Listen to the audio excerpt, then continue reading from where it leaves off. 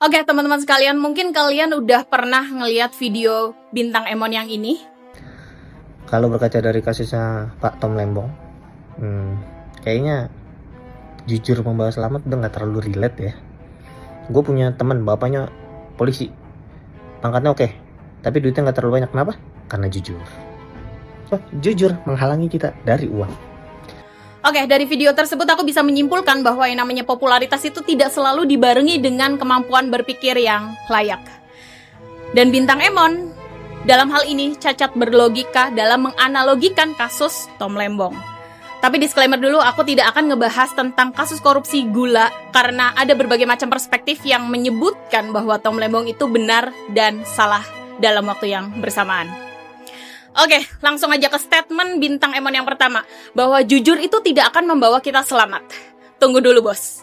Justru ketika kita menjadi orang yang jujur, itu akan membawa kita selamat. Kenapa? Karena ketika kita menjadi seseorang yang jujur, maka setidaknya kita itu akan menaati SOP yang berlaku di dalam sistem pemerintahan yang dimana kita kerja di sana. Dan ketika ada orang yang menyeleweng, dan otomatis kita nggak akan diajak, karena kita terkenal dengan kejujurannya. Dan ketika mereka itu tersandung kasus hukum, maka kita akan selamat. Logikanya kayak gitu. Statement yang kedua, Bintang Emon mengatakan bahwa yang namanya jujur itu menghalangi kita dari yang namanya uang. Tunggu dulu, bos. Konteksnya, ketika kamu ingin menjadi pejabat yang jujur dan orientasi kamu adalah uang, namanya kamu salah lapak, bos. Karena ketika kamu ingin menjadi orang yang kaya dengan uangnya, ya jangan jadi pejabat, kamu jadi wirausahawan atau jadi bisnismen.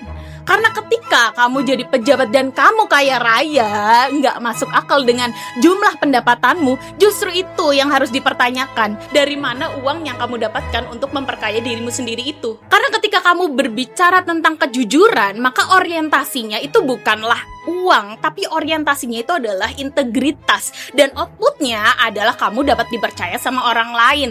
Dan pertanyaannya, apakah Tom Lembong dengan kejujurannya itu dapat dipercaya sama masyarakat?